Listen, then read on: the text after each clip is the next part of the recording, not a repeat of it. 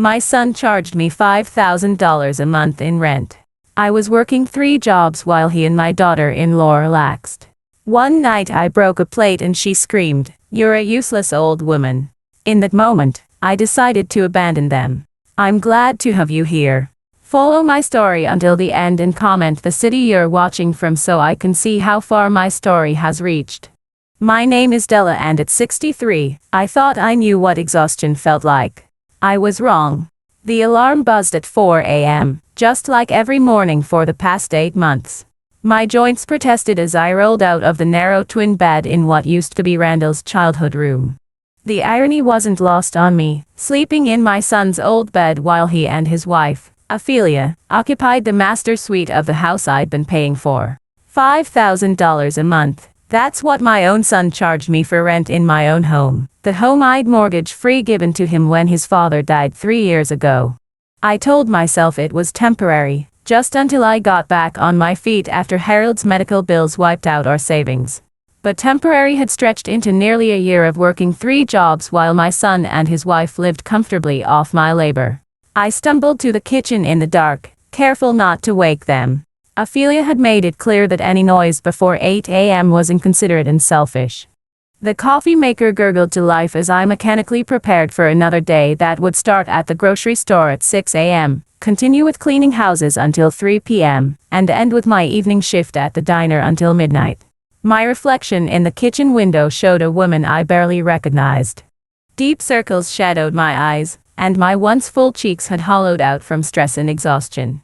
When had I become this ghost of myself? Della, Ophelia's shrill voice cut through my thoughts. The coffee maker is too loud. I glanced at the clock. 5 a.m.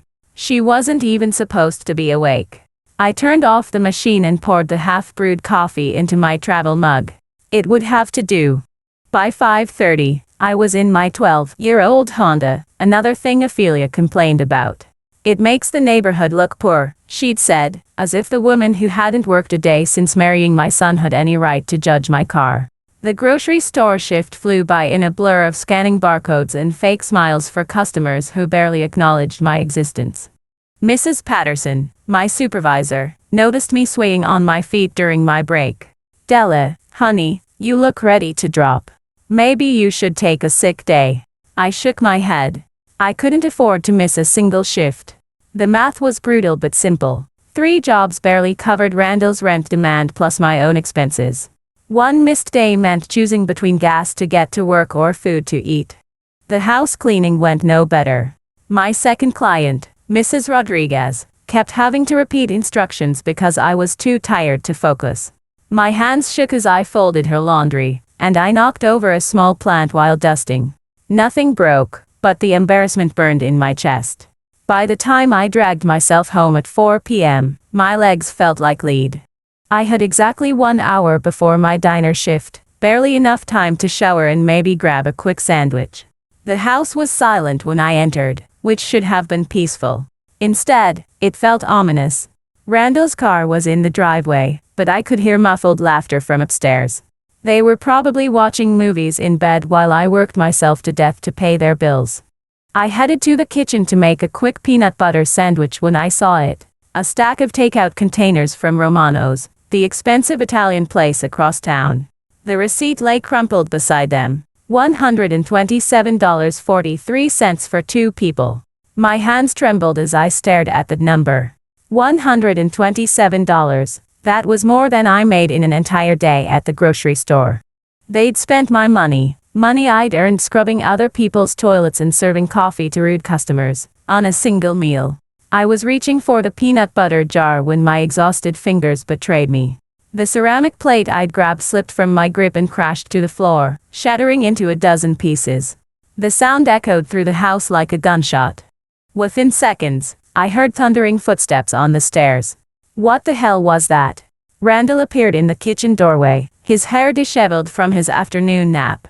"I'm sorry, I began, already kneeling to collect the pieces with shaking hands. "Jesus, Mom, be more careful." He ran his hands through his hair in exasperation. That was from the good set. Before I could apologize again, Ophelia swept into the kitchen, wearing a silk robe that probably cost more than my weekly grocery budget. Her perfectly manicured nails gleamed as she surveyed the mess with disgust. Seriously?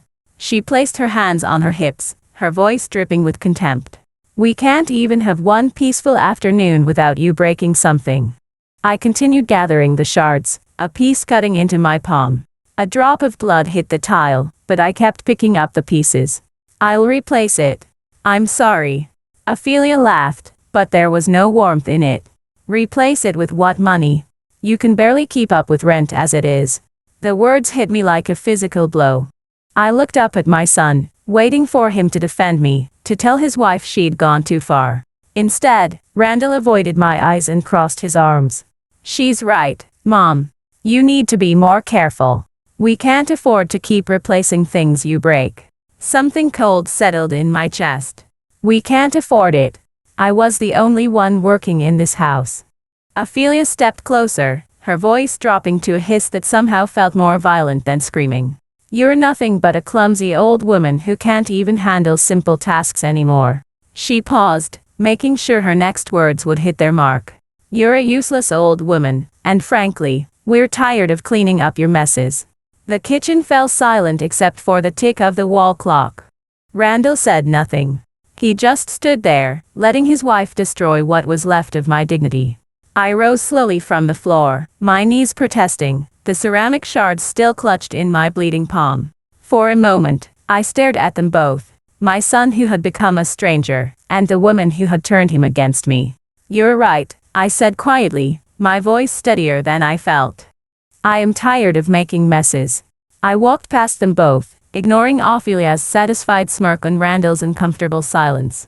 In my small room, I pulled out my old suitcase from under the bed. My hands moved with purpose now, packing only what I truly needed. Clothes, medications, the few photographs that still meant something to me. It was 11:30 p.m. when I finished my diner shift. The house was dark when I returned, Randall and Ophelia long since asleep in their comfortable bed, in their comfortable life paid for by my blood and sweat. I moved like a ghost through the house, gathering the last of my belongings. On the kitchen table, I left an envelope with the rent money I'd already set aside for next week. Let them have it. It would be the last money they'd ever see from me. As I loaded my car in the darkness, I felt something I hadn't experienced in months. Relief. The night air felt crisp against my skin as I took one last look at the house that had become my prison. I didn't leave a note. What was there to say to people who saw me as nothing more than a source of income? Instead, I simply drove away, leaving behind the son who had forgotten how to love me and the life that had nearly killed me. For the first time in 8 months, I was going somewhere Ophelia's voice couldn't reach me. The motel room smelled of industrial disinfectant and decades of other people's troubles, but to me, it felt like freedom. I sat on the edge of the bed at 2 a.m., still in my diner uniform, staring at the phone number I'd written on a napkin 3 weeks ago. Margaret from the diner had mentioned her friend's mother-in-law had a small apartment for rent. Clean, quiet, and the landlord doesn't ask too many questions if you pay on time, she'd said. At the time, I tucked the information away, not daring to hope I'd ever have the courage to use it. But courage, I was learning, sometimes looks like desperation wearing a brave face. I dialed the number, praying someone would answer at this ungodly hour. On the 4th ring, a gruff voice picked up. Yeah. Hi, I'm calling about the apartment for rent. Margaret Rodriguez gave me this number. There was a pause. Lady, it's 2 in the morning. I know, and I'm sorry. I need a place to live, and I can pay first month's rent in cash right now. Another pause, longer this time. You running from something? The question caught me off guard with its directness. Not something, someone. My family. Ah, his voice softened slightly. Been there. Meet me at 412 Maple Street in the morning, 8 o'clock. Bring first month's rent and a security deposit, $500 each. The line went dead. I stared at the phone, hardly believing I just found a place to live in the middle of the night. $1,000 would take most of my savings, but it was worth it. It was worth everything. I spent the rest of the night in the motel room, alternating between pacing and sitting in the single chair, watching the clock creep toward morning. Every time I closed my eyes, I heard Ophelia's voice. "You're a useless old woman." But for the first time in months, those words felt like someone else's problem. At 8 a.m. sharp, I stood outside 412 Maple Street, cash envelope in hand.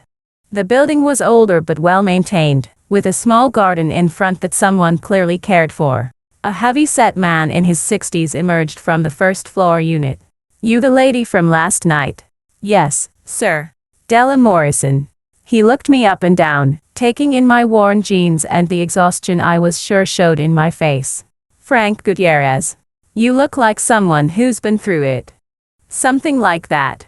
He led me up a narrow staircase to a small, one-bedroom apartment on the second floor. It wasn't much. A living room barely big enough for a couch and coffee table, a kitchen with outdated appliances, a bedroom that would fit a double bed and a dresser. But it had large windows that let in morning sunlight, and most importantly, it was mine. "It's perfect," I said, meaning every word. Frank handed me the keys. "First rule, what happens in your apartment stays in your apartment. I don't get involved in tenants' personal business. Second rule, rent's due on the first, no exceptions. Third rule, you take care of this place, it takes care of you." I paid him the cash and signed a simple lease agreement. No credit check, no references, just a handshake deal with a man who understood that sometimes people need a fresh start without explanations. By noon, I'd bought basic necessities. An air mattress, some sheets, a few dishes, and groceries that I chose for myself without worrying about what Randall liked or what Ophelia would criticize.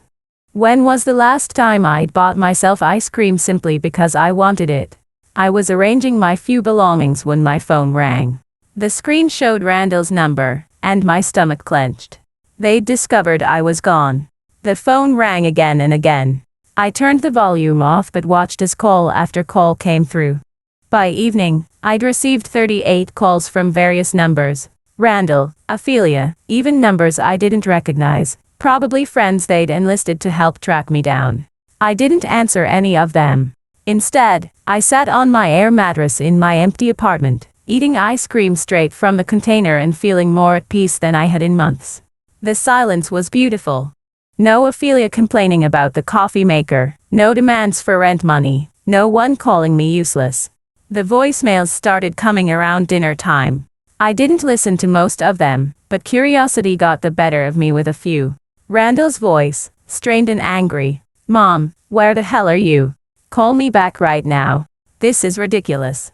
Ophelia, trying to sound concerned but failing. "Della, sweetie, we're worried about you. Come home so we can talk about this." Then Randall again, panic creeping into his voice. "Mom, seriously, where are you? I drove by all your jobs, nobody's seen you. Just call me back, okay?" I deleted each message without listening to the end. They weren't worried about me, they were worried about their meal ticket.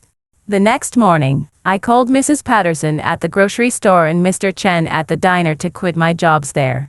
I'd keep the house cleaning business since I could set my own schedule, and the work was manageable for someone my age. For the first time in months, I wouldn't have to wake up at 4 a.m. Around noon, as I was hanging some curtains I'd found at a thrift store, I heard heavy footsteps on the stairs. My heart rate spiked, but when I peeked through the peephole, it wasn't Randall, it was Frank. He knocked gently. "Mrs. Morrison, you okay in there? There's been some guy driving around, asking questions about new tenants." I opened the door, not bothering to hide my concern. "What kind of questions?" "Description matches you. Says he's looking for his mother." Frank's expression was neutral, but his eyes were sharp. "Told him I don't know nothing about nobody's mother, but thought you should know." "Thank you," I said, meaning it more than he could know. Frank nodded and turned to leave, then paused. "My own kids tried to put me in a home when my wife died. Said I couldn't take care of myself." He looked back at me. "Sometimes family ain't who you're related to. Sometimes it's who respects you enough to let you live your own life." That evening, I sat in my small living room with a cup of tea, the good kind I'd never been able to afford when I was paying Randall's rent, and looked out my window at the street below. My phone showed 43 missed calls now, but the number had stopped climbing. Maybe they were finally getting the message, or maybe they were planning something else. The thought should have scared me, but instead, I felt a strange calm. For the first time in nearly a year, I was in control of my own life. I had a roof over my head that I could afford, work that didn't kill me, and silence that belonged to me. Whatever Randall and Ophelia did next, they'd have to do it without me bankrolling their comfortable life. I'd spent 63 years taking care of other people, and I was done. It was time to take care of myself. 2 weeks into my new life, I was folding Mrs. Chen's laundry when she mentioned seeing a for sale sign go up on a house in her neighborhood. She described the address, and my hand stilled on the towel I was holding.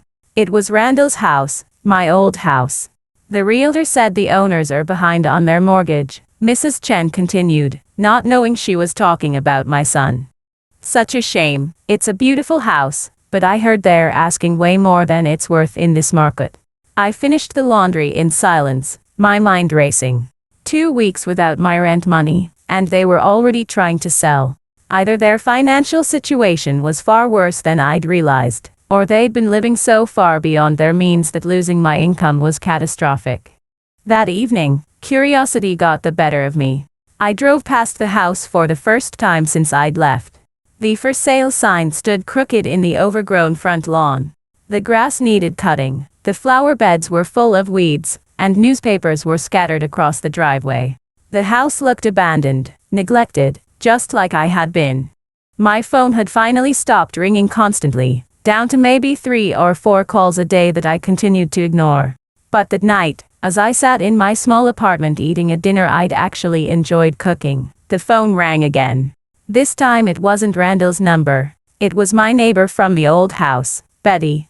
Against my better judgment, I answered. Della. Oh, honey, I'm so glad you picked up. Betty's voice was thick with concern. I've been worried sick about you. I'm fine, Betty. Actually, I'm better than fine. But where are you?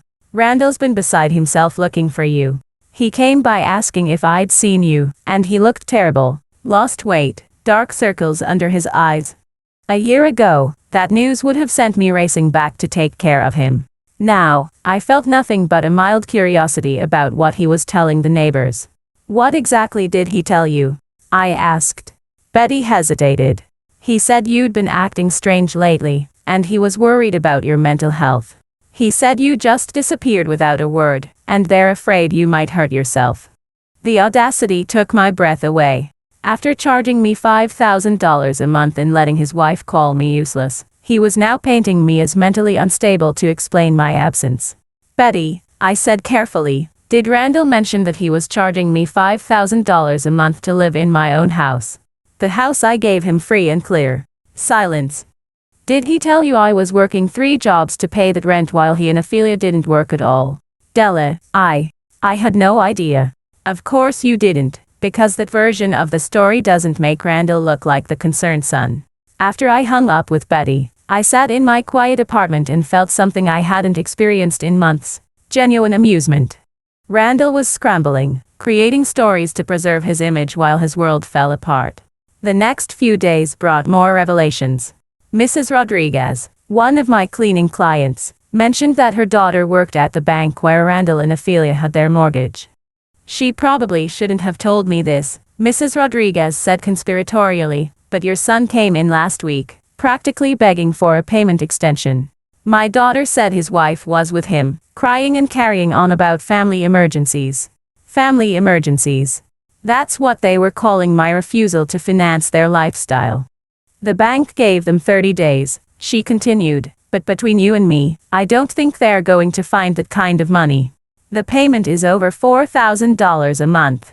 I did quick math in my head. Their mortgage payment was almost as much as the rent they'd been charging me.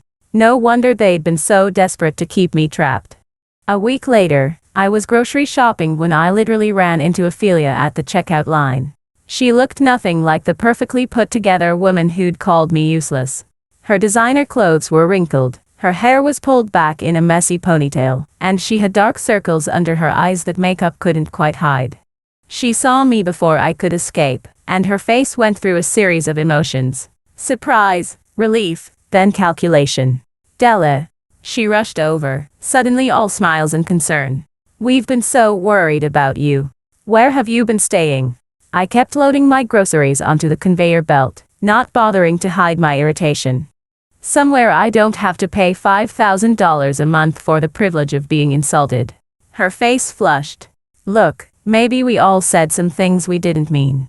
Randall's been sick with worry. He barely sleeps anymore. I turned to face her fully, noting how she avoided eye contact. Is that before or after you put the house up for sale? She opened her mouth, then closed it. Who told you about that? Word gets around, especially when you're asking twice what the house is worth. Ophelia's mask slipped completely. The fake concern disappeared, replaced by the cold desperation I recognized from our last encounter. You can't just abandon your family over one little argument, she hissed, glancing around to make sure no one was listening. Randall is your son. You have responsibilities. You're right, I said calmly. I do have responsibilities to myself. I paid for my groceries and walked away, leaving her standing there with her mouth open. In my car, I sat for a moment, hands shaking slightly from the adrenaline. But underneath the nervousness was something stronger, pride. I'd stood up to her, and it felt incredible. That night, the phone calls started again. Randall, Ophelia, numbers I didn't recognize. I let them all go to voicemail, but this time I listened to a few. Randall's voice was different now, less angry, more pleading. Mom, please, we need to talk. I know things got out of hand, but we're family. Families work through problems together. Ophelia, trying a different tactic. Della, I want to apologize for what I said. I was stressed about money and I took it out on you. It wasn't fair. Please come home so we can fix this. Then Randall again, and I could hear tears in his voice. Mom, I don't know what to do. Everything's falling apart. I can't lose the house. Please, just call me back. For a moment, just a moment, I felt the old tug of maternal instinct, the urge to fix his problems, to sacrifice myself to make his life easier. But then I remembered the takeout containers worth more than my daily wages. I remembered being called useless. I remembered working myself to exhaustion while they slept until noon. I deleted the messages and made myself a cup of tea. 2 days later, Frank knocked on my door with a concerned expression. Mrs. Morrison, that son of yours was here again. This time he had some woman with him, crying and carrying on. They wanted to know which apartment you were in. My stomach tightened. Did you tell them? Hell no. Told them the same thing I told them before. I don't know nothing about nobody. But they're getting more desperate. The woman was talking about calling the police, saying you might be having some kind of breakdown. I sank into my chair, suddenly exhausted. They're trying to make me sound crazy so people will force me to go back. Frank nodded grimly.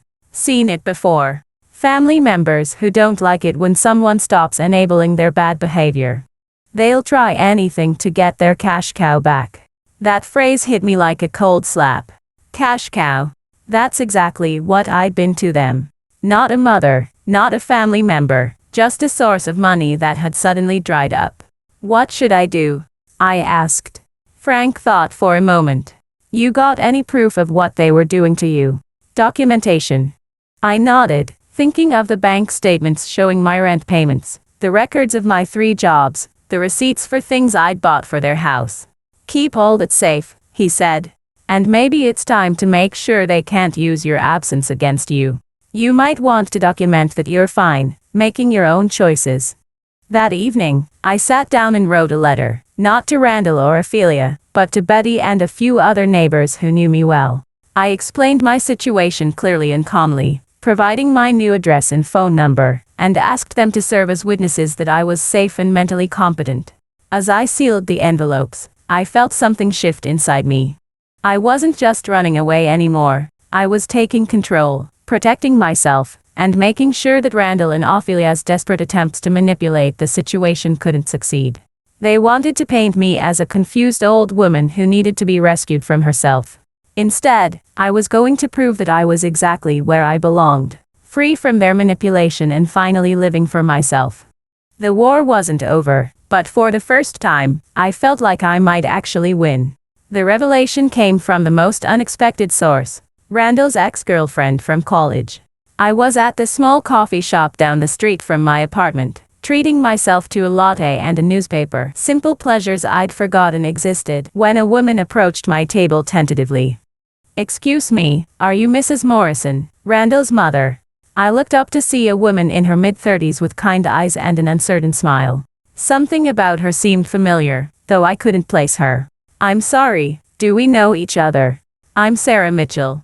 "Well, Sarah Williams now. I dated Randall in college." She gestured to the empty chair. "May I sit? I heard about what's been happening, and I think there are some things you should know." My first instinct was to politely decline. The last thing I needed was to get pulled into more drama.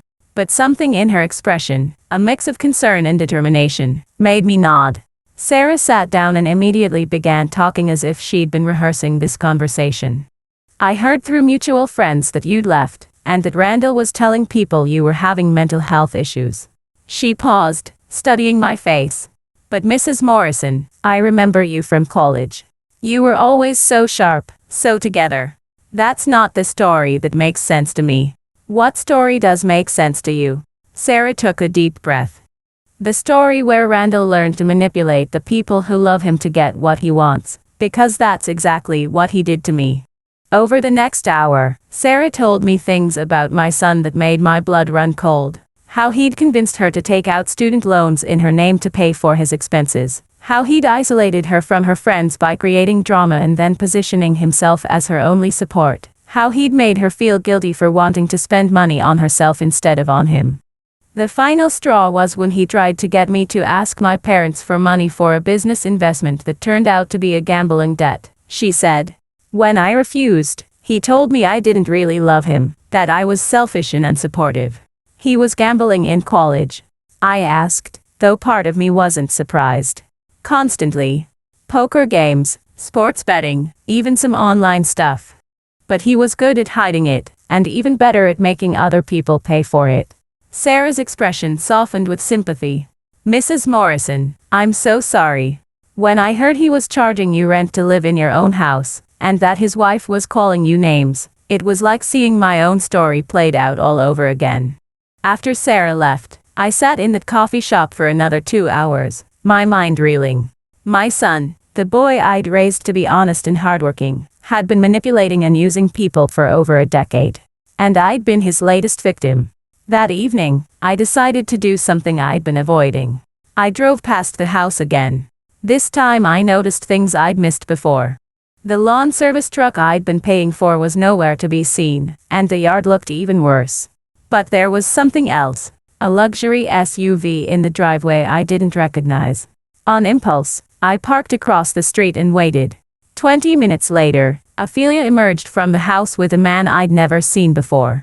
They kissed passionately before he got into the SUV and drove away. My son's wife was having an affair, and judging by the expensive car and the designer watch I'd glimpsed on the man's wrist, her boyfriend had money. The pieces began falling into place. Ophelia's sudden interest in expensive dinners, her designer clothes that kept appearing even when money was supposedly tight, the way she'd pushed Randall to charge me more rent, claiming they needed it for household expenses. I sat in my car, watching the house where I'd been so miserable, and felt something unexpected. Pity. Not for myself, but for Randall. His wife was cheating on him, his financial house of cards was collapsing, and he was too deep in his own problems to see any of it clearly. The next day, I did something I hadn't done in years. I called my sister Margaret in Phoenix. "Della. Oh my God, I've been wondering how you've been. It's been what, 2 years since we talked?" Something like that. I'd been too ashamed to stay in touch with my family while I was being financially drained by my son. "Margaret, I need to ask you something, and I need you to be honest. When Randall was younger, did you ever notice anything concerning about his behavior?" There was a long pause. "Della, honey, why are you asking? Please, it's important." Margaret sighed. "You want the truth?" "Yes, I always thought there was something off about how he treated you, even as a teenager. He seemed to know exactly how to make you feel guilty to get what he wanted. And the way he talked about money, like everyone owed him something. Why didn't you ever say anything? Because you were so proud of him, and he was your only child. I figured it wasn't my place. But Della, some of the things he said to you at family gatherings, they made me uncomfortable. After we hung up, I realized that people had been seeing the problem for years, but I'd been too close to it, too invested in being a good mother, to recognize that my son was using my love against me.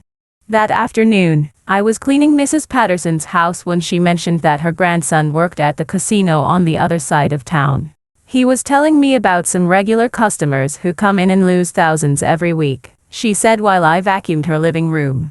One couple in particular, he described them, and I swear it sounded like that young man who's been driving around asking people about his missing mother.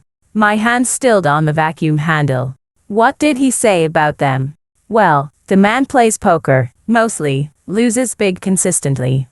But here's the strange part. When he wins, it's the woman who collects the money, and she never sticks around to watch him play. My grandson thinks she's using the husband's gambling as a way to launder money from somewhere else.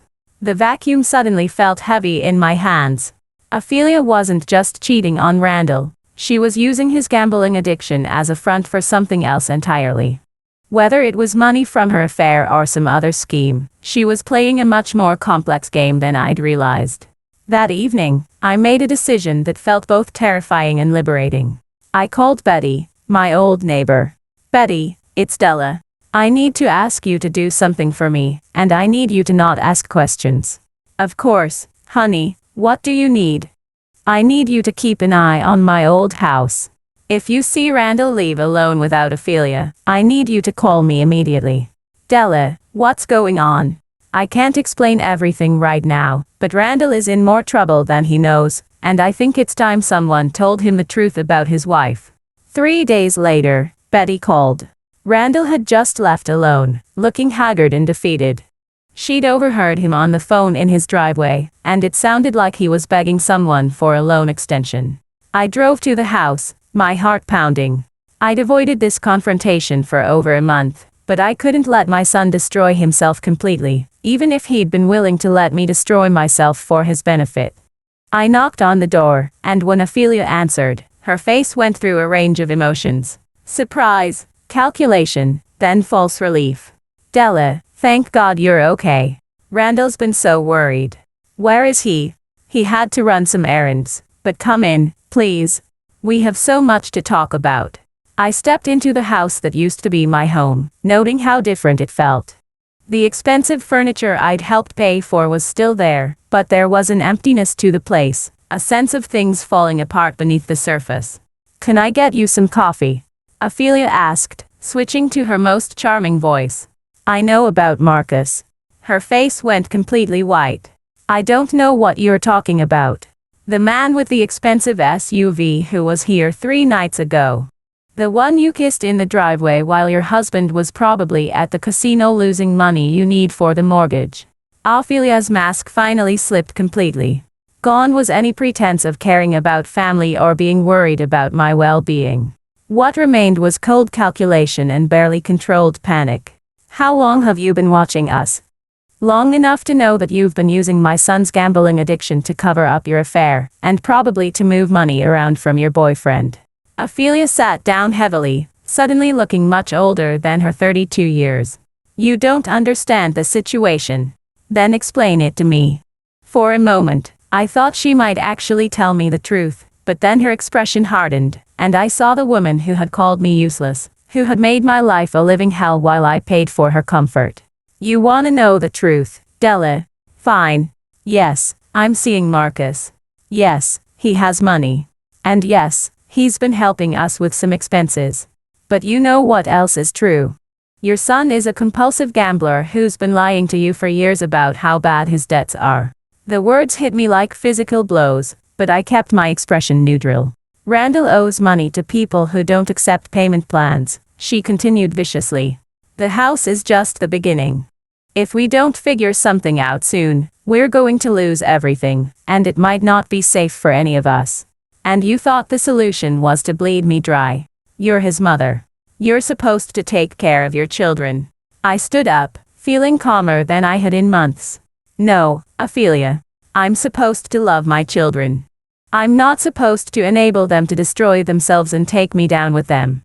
I walked toward the door but turned back one more time. When Randall gets home, tell him his mother loves him. But tell him that if he wants my help, he needs to get help first. Real help. And he needs to decide whether he wants to save his marriage to you or save himself, because he can't do both. I left her sitting there in the house I'd paid for, surrounded by the expensive things my money had bought, finally understanding that her meal ticket was never coming back. Randall appeared at my apartment door at 6 a.m. on a Tuesday, looking like he hadn't slept in weeks.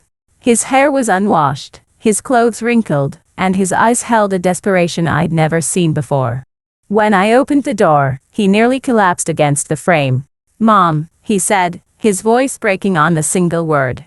I stood there for a long moment, taking in the sight of my son, really looking at him for the first time in months. Beneath the stubble and exhaustion, I could see the boy I'd raised, but also something else, the hollow look of someone who'd finally hit rock bottom. "How did you find me?" "It doesn't matter." He ran his hands through his greasy hair. "Mom, I need to talk to you, please." Every instinct I'd developed over the past 6 weeks told me to close the door. I'd worked too hard for my peace of mind to let him destroy it in one conversation.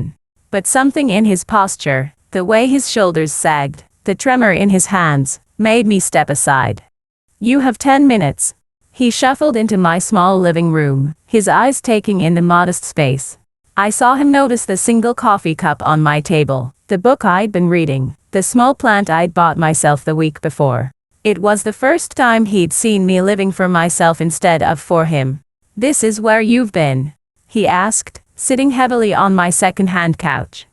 "This is where I live now. There's a difference." Randall looked around again, and I could see him trying to process the reality of my new life. No expensive furniture bought with money I couldn't afford. No stress about making rent payments that left me choosing between food and gas. Just a small, peaceful space that belonged entirely to me.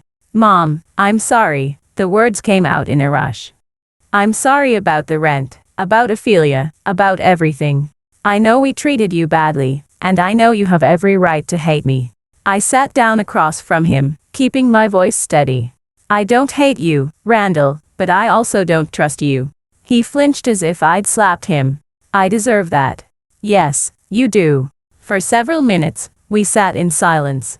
I could hear the coffee maker gurgling in the kitchen, the sound of morning traffic outside my windows, the normal sounds of a life that didn't revolve around crisis and manipulation. "Ophelia told me about your conversation yesterday," he finally said. "Did she tell you all of it?" Randall's jaw tightened. "She told me you know about Marcus and she said you threatened to expose everything unless we left you alone." I almost laughed. Even in defeat, Ophelia was still manipulating the narrative. "Is that what you think happened?" Randall looked up at me, confusion clear in his bloodshot eyes. "Didn't it?" "No, Randall. I told her that if you wanted my help, you needed to get help first. Real help. And that you needed to decide whether you wanted to save your marriage or save yourself." His face crumpled. "I can't do both, can I?" The admission hung in the air between us. For the first time in years, my son was asking me a genuine question instead of trying to manipulate me into giving him what he wanted. "What do you think?" Randall leaned forward, burying his face in his hands. "I think I've lost everything. The house, my marriage, my mother. I think I've been so focused on trying to keep all the plates spinning that I never stopped to ask why I was spinning them in the first place." "Why were you?" He was quiet for so long I thought he wasn't going to answer. When he finally looked up, there were tears in his eyes. "Because I was scared. After Dad died, and you were struggling so much with the medical bills, I felt like I had to be the man of the family. I had to take care of everything, but I didn't know how. And every time I tried to fix one problem, I created 2 more. I felt a familiar tug in my chest, the urge to comfort him, to tell him it wasn't his fault, to take responsibility for his pain. But I'd learned to recognize that feeling now, and I stayed silent. The gambling started as a way to make quick money to help with Dad's bills, he continued. Just small bets, you know. But when I won, it felt like I was finally good at something, like I was finally solving problems instead of creating them. And when you lost? When I lost, I told myself it was just bad luck, that the next bet would be the one that fixed everything. He laughed bitterly. Do you know how much money I've lost over the past 3 years, Mom? I shook my head, though I was beginning to suspect the number would be staggering. $87,000. That's not counting what we borrowed against the house, or the credit cards, or... He trailed off, staring at his hands, or the $5,000 a month I was taking from you. The number hit me like a physical blow. $87,000. More than I'd made in 2 years working 3 jobs. Where did Ophelia fit into all this? Randall's expression darkened. At first, she was supportive. She said she understood that I was under pressure, that the gambling was just a phase. But then she started encouraging it. She'd give me money for bigger bets, saying we needed a big win to get out of debt. Money from Marcus. He nodded miserably. She met him at the casino about 8 months ago. He was there watching me lose at poker, and afterwards he approached her, said he understood what it was like to be married to someone with an addiction. And you believed that? I wanted to believe it. Marcus seemed genuinely concerned about helping us get back on our feet. He started giving Ophelia money to invest in my gambling, but really it was just more money for me to lose. I could see the whole sick system now. Marcus was paying to have access to Ophelia, disguising it as charity for her gambling-addicted husband. Ophelia was getting money and attention from a wealthy man while maintaining the moral high ground of standing by her troubled husband. And Randall was getting enough money to continue his addiction while everyone told him how much they cared about helping him. When did you figure out what was really going on? Yesterday, after you left.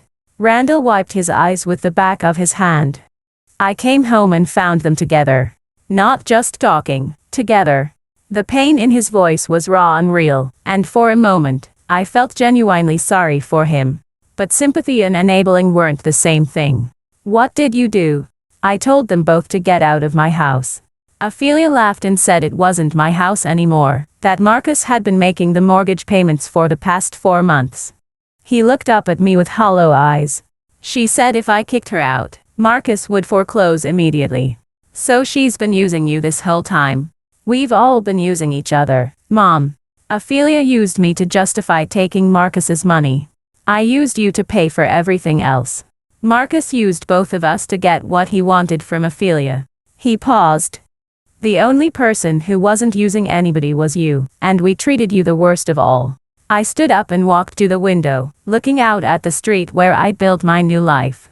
Behind me, I could hear Randall crying, not the manipulative tears I'd seen so many times before, but the broken sobs of someone who'd finally seen himself clearly. What do you want from me, Randall? I want my mom back, he whispered. I want to be the son you deserved, instead of the one who almost killed you with his problems. I turned around to face him. Then what are you going to do about it? He looked up at me, and for the first time in our conversation, I saw something besides desperation in his eyes. I saw determination. I'm going to get help. Real help, not just promises. I found a gambling addiction program that starts next week. He pulled a crumpled piece of paper from his pocket. It's a 12-week residential program. I'll lose the house while I'm there, but I'll lose it anyway if I don't go. And Ophelia can have Marcus. She can have whatever life she thinks his money will buy her. But she can't have any more of mine. I studied my son's face, looking for signs of the manipulation I'd learned to recognize, but what I saw was different. Raw honesty, genuine remorse, and the first flicker of real self-awareness I'd seen from him in years. If you do this, really do this, it doesn't mean we go back to the way things were, I said finally. I won't be your safety net anymore. I won't pay your bills or clean up your messes. I know. And if you relapse, if you lie to me again, if you try to manipulate me into taking care of problems you create, I will walk away permanently. No second chances. Randall nodded, tears still streaming down his face. I understand. I sat back down across from him, feeling something I hadn't felt in years. Cautious hope. Then yes, I said quietly, you can have your mom back. But this time, you get the real version, the one who loves you enough to let you fail if that's what it takes for you to succeed. For the first time in months, my son smiled, and it looked genuine. I think I'd like to meet her. 6 months later, I was tending to my small garden behind my apartment building when I heard footsteps on the path. I looked up to see Randall approaching. This version of my son was almost unrecognizable from the broken man who'd appeared at my door that morning in March. He'd gained back the weight he'd lost during his crisis. His hair was clean and styled, and most importantly, his eyes were clear. He carried himself differently too, straighter, more confident, but without the arrogant edge that had defined him for so many years. Hi, Mom. Hello, Randall. I stood up, brushing soil from my gardening gloves. You look good. I feel good. Really good, for the first time in years. He gestured toward my small tomato plants. Need some help with those? I've got it, but thank you. We'd established this pattern over the past few months. Small offers of help that I usually declined, not out of spite, but because I genuinely enjoyed doing things for myself. Randall had learned to accept my refusals without argument, recognizing them for what they were, signs of my hard-won independence. How's the new job? I asked, settling onto the small bench I'd bought for my garden space. Randall sat beside me, maintaining the careful distance we'd both learned to navigate. It's good. The pay isn't great, but it's honest work, and my boss says if I keep it up, there might be a supervisor position opening up next year. He was working as a clerk at a hardware store, a job that would have embarrassed him a year ago, but now seemed to give him genuine satisfaction. The manager was a recovered gambling addict himself and had been willing to give Randall a chance based on his completion of the residential program. And the meetings? Still going twice a week, still working the steps. He paused, looking out at the other small gardens that dotted the apartment complex's backyard. I wanted to tell you, I'm at step 8 now. Step 8. Making a list of people harmed by your addiction and becoming willing to make amends to them all. I knew because I'd educated myself about the program when Randall first entered treatment. I'd wanted to understand what he was going through without having to rely on his interpretation of it. That must be a long list, I said gently. It is, but you're at the top of it. He turned to face me. I know I've already apologized, but I want you to know that I understand now what I put you through. Not just the money, but the way I made you feel like you didn't matter, like your only value was what you could do for me. I nodded, feeling the familiar tightness in my chest that came whenever we talked about those dark months. I appreciate that. The counselor says that making amends isn't just about saying sorry, it's about changing behavior and accepting that some relationships might never be the same. He paused. I want you to know that I understand if you can never fully trust me again. Randall, I said carefully, trust isn't something you get back by asking for it. It's something you earn by being consistent over time. I know, and I'm willing to do the work for as long as it takes. We sat in comfortable silence for a while, watching the late afternoon sun cast long shadows across the garden. It struck me how different this conversation was from the desperate, manipulative encounters we'd had for so many years. There was no urgency, no hidden agenda, no attempt to extract something from me. Can I ask you something? Randall said eventually. Of course. Are you happy? Really happy? Not just relieved to be away from all the chaos. I considered the question seriously. 6 months ago, I would have said I was grateful or peaceful or free. But happiness? That had seemed like too much to ask for. Yes, I said, surprised by how easily the word came. I am happy. Good, he smiled, and it was the genuine expression I remembered from his childhood. You deserve to be happy. As if on cue, my phone buzzed with a text message. I glanced at it and couldn't help but smile. What is it? Randall asked, noticing my expression. Remember Frank, my landlord? His daughter just had a baby, and he's asking if I want to see pictures. You've become close with your landlord. I showed him the photos of a tiny, wrinkled newborn with a shock of dark hair. Frank's become a good friend. He's teaching me how to grow vegetables, and I help him with his computer when he needs to video chat with his grandchildren. It was more than that, though I didn't say so. Frank and I had developed the kind of easy companionship that I'd never thought possible at my age. We weren't romantic, we were both too set in our ways for that, but we were genuine friends who looked out for each other without keeping score. "I'm glad you have that," Randall said, and I could tell he meant it. "You were alone too much when you were taking care of me." "I was alone even when I was with you," I said without thinking, then immediately regretted the harshness of it. But Randall just nodded. "Yeah, I know. I'm sorry for that too." My phone buzzed again, this time with a call. The screen showed Sarah Williams, Randall's ex-girlfriend who'd helped me understand the pattern of his manipulation. "I should take this," I said, standing up. "Sarah, hi honey. Della, I hope I'm not interrupting anything. I just wanted to let you know that I got the job." Sarah had been applying for teaching positions after finishing her master's degree, something she'd put on hold during her relationship with Randall and had only recently found the courage to pursue again. "That's wonderful. Which school?" "The elementary school near downtown, 3rd grade. I start in the fall." Her excitement was infectious, and I found myself beaming. "I'm so proud of you. I couldn't have done it without your encouragement. Listen, I'm cooking dinner this Sunday to celebrate. Would you like to come?" Frank's welcome too, of course. After I hung up, Randall was looking at me with curiosity. "Sarah Williams. Yes, we've stayed in touch. She helped you understand what I was doing, didn't she?" I nodded. "She helped me understand that I wasn't the first person you'd manipulated, that it wasn't personal, and it wasn't my fault." Randall absorbed this quietly. "I'm glad she was there for you. I'm glad you have people who care about you for who you are, not what you can do for them." As the sun began to set, Randall stood to leave. We'd established this routine too, regular visits that had defined endpoints, no lingering, no attempts to extend the time together beyond what felt natural. "Mom, before I go, I wanted to tell you something. I drove past the old house last week." My stomach tightened slightly. The house had been sold at auction 4 months ago, with Randall receiving nothing after the mortgage and various debts were paid off. How did that feel? Sad, but not in the way I expected.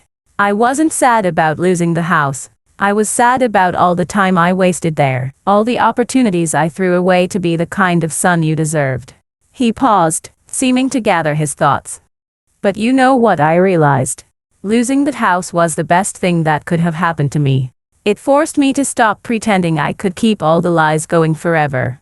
And Ophelia, still with Marcus, as far as I know. I heard through someone at the program that they moved to his place in the suburbs." Randall shrugged. "I hope she's happy. I really do. We were bad for each other, and I'm glad we're both free to figure out who we are without all the toxicity." After he left, I sat in my garden until the stars came out. My phone had a few messages, one from Margaret, my sister, updating me on her grandchildren's latest adventures, one from Mrs. Chen, asking if I could come clean her house a day earlier next week, and one from Frank, asking if I wanted to watch a movie with him that evening. A year ago, my phone had been a source of anxiety, constantly buzzing with demands and guilt trips from people who saw me as a solution to their problems. Now, it connected me to people who genuinely cared about my well-being. I thought about Randall's question, whether I was truly happy. The answer was more complex than a simple yes or no. I was happy, but it was a different kind of happiness than I'd expected. It wasn't the giddy joy of youth or the satisfaction of achievement. It was something quieter but more durable, the deep contentment of finally living an authentic life. I'd spent so many years defining myself by how well I could meet other people's needs that I'd forgotten I had needs of my own. Now, at 64, I was discovering who Della Morrison actually was when she wasn't trying to be indispensable to people who took her for granted. She was someone who loved gardening and discovered she had a talent for growing things. Someone who enjoyed quiet Sunday mornings with crossword puzzles and good coffee. Someone who could laugh at movies with a friend without worrying about anyone else's reaction. Someone who deserved respect and kindness and who was finally strong enough to walk away from situations where those things weren't offered. The house phone I'd bought for my apartment rang, interrupting my thoughts. It was Frank. Hey, Della, I just put some popcorn in the microwave. You still up for that movie? I looked around my small garden, at the tomatoes I'd grown myself, at the comfortable life I'd built from nothing but determination and self-respect. I'll be right down, I said. As I gathered my gardening tools and headed inside, I thought about the woman who'd left that other house in the middle of the night 8 months ago. She'd been broken, exhausted, and desperate. She'd also been braver than she knew. That woman had saved my life, and now, finally, I was living it. Now, I'm curious about you who listened to my story. What would you do if you were in my place? Have you ever been through something similar?